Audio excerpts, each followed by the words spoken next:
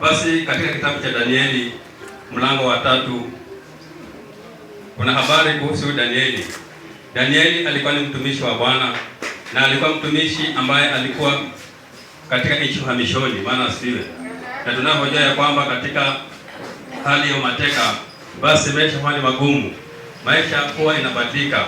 Vile ilivyokuwa kuishi kwenu sio vile utakavyoishi kule, Bwana asifiwe. Lakini tunamwona Danieli ya kwamba mbali na ugumu aliokuwa nao katika maisha, alizidi kumtumania Bwana. Bwana asifiwe. Alizidi kumwomba Bwana katika hali yote aliyopitia, na katika hali ya kumtafuta kwa bidii, Bwana akadhihirika katika maisha yake. Bwana asifiwe. Tunamwona Danieli katika nchi ile. Ilifika wakati mfalme akawa anatafuta watu 120 ambao watakuwa viongozi katika ile nchi, na katika ile hali ya kutafuta tunamwona Danieli akiwa mmoja wao. Bwana asifiwe. Kwa sababu alikuwa amemtafuta Bwana kwa bidii na matendo yake ilikuwa inapendeza Mungu, naye Mungu akaachilia kibali cha uongozi katika nchi ile. Akawa mmoja wa viongozi katika wale 120. Bwana asifiwe.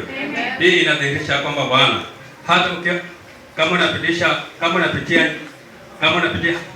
ule haliguma maisha, bali ukisimama na Mungu, Bwana hatakuacha. Katika hali ile Danieli akawa katika mmoja katika wale viongozi, lakini tunaona ya kwamba katika uongozi wake watu wakawa wanatia fitina ndani yake ili Danieli aweze kutolewa mahali pale. Maana wanasema huyu ni mateke, itakuwaje huyu mtu kutoka nje aje atuongoze? Bwana asifiwe.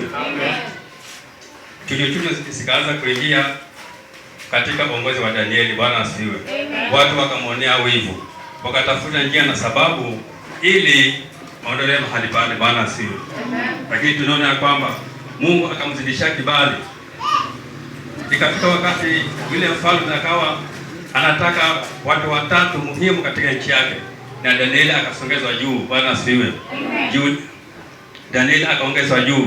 Hii inamaanisha Bwana akaachilia kibali juu yako, hata maadui wako wasimame kinyume nawe, Bwana atazidi kupigania. Bwana asifiwe. Mungu hatakuacha. Mungu atasimama nawe katika dhiki yote ambayo utapitia. Bwana atakuonekania katika maisha yako. Pale mahali ambapo kuna ugumu, Bwana atatoa njia. Bwana asifiwe. Wakatafuta sababu, kwa sababu walikuwa wanataka Danieli atolewe pale. Wakatafuta njia, tutafanya nini huyu mtu mpaka aweze kutolewa mahali hapa? Walipoangalia wakaona Danieli anapenda Mungu wake sana, basi tumshtaki na hapa. Tutaunda sanamu na tumwambie mfalme yule ambaye hata inamea hii sanamu, basi atiwe katika ziwa la moto. Bwana asifiwe. Sasa wakajawaza hapa Danieli tumemwahi, maana yeye anapenda kuomba Mungu wake. Bwana asifiwe. Wakapitisha na walipofika kwa mfalme ikatiwa saini na ikawa ni sheria. Bwana asifiwe. Basi wakawa wanamuita Danieli watafanya vipi ili wamshike aweze kutolewa katika ule uongozi. Lakini ashukuriwe Mungu wa amani, Mungu mwenye upendo na mamlaka, Mungu anayetowazia mema wale wanaompenda. Bwana asifiwe. Basi walipotia ile saini, wakawa sasa wanamuita Danieli. Wakamkuta siku moja akimwabudu Mungu wake wa kweli. Wakaenda ndio kwa mfalme, akasema, mfalme, tumemshika yule amevunja sheria. Wakasema, mleteni hapa. Bwana asifiwe. Mfalme alihuzunika sana, maana hakuona makosa ndani yake, lakini kwa sababu ni sheria, kabidi Danieli atayarishwe kutupwa katika shimo tanuri ya moto. Bwana asifiwe. Basi Mungu wetu ni Mungu mwenye kuokoa. Mungu wetu anatembea na wale ambao wanatembea naye. Bwana asifiwe. Ukitaka Mungu atembee na wewe, tembea katika njia zake. Bwana asifiwe. Utakutana na Mungu. Ikawa Danieli sasa yuko tayari kutoka katika tanuri ya moto. Lakini usiku huo mfalme hakulala, alitatizika katika moyo wake. Lakini walipoamua kumrusha Danieli katika ile tanuri ya moto, maandiko inasema ya kwamba baada ya kuonekana mtu mmoja, walionekana watu zaidi ya wawili hapo ndani. Bwana asifiwe. Yaani Mungu alikuwa ameleta mtu wa pili kuja kumwokoa Danieli. Bwana asifiwe. Mungu atakuletea mtu wa pili katika maisha yako, katika hiyo hali ngumu ambayo unapitia. ukiwa utasimama katika haki na kumtumikia Bwana. Bwana asifiwe. Tunaona ya kwamba baada ya kurushwa pale kwenye tanuru ya moto, asubuhi yake mfalme alikuwa simba kwenye tundu la simba, kwenye tundu la simba.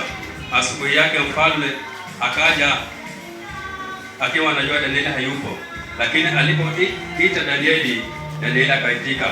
Na walipoangalia katika lile tundu la simba, wakaona wale simba wamefunga mdomo na Mungu, wanamlalia Danieli, wanamsukuma, wana furaha tu naye, baadaye ya kumla wanaleta yaani urafiki naye.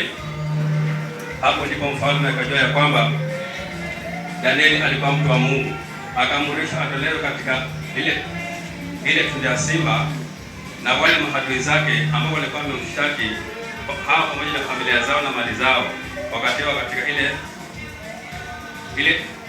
ile tundu ya simba. Bwana asifiwe. Na wakaangamia. Hii inadhihirisha nini katika maisha yetu? Ni kwamba maadui zetu, tukiwa tumesimama na Mungu, tukiwa tunatenda mapenzi ya Mungu kwa haki na kweli, hakika hakuna bonde itakuwa mbele yetu Bwana akose kutuvukisha. Hakuna milima itakayosimama mbele yetu Bwana akose kuyeyusha. Bwana asifiwe. Mungu anatuwazia mema katika maisha yetu, na ni sisi tugeuke na tutende mapenzi ya Bwana ili tuone mkono wake ukiwa pamoja nasi. Hakuna jambo gumu mbele za Mwenyezi Mungu.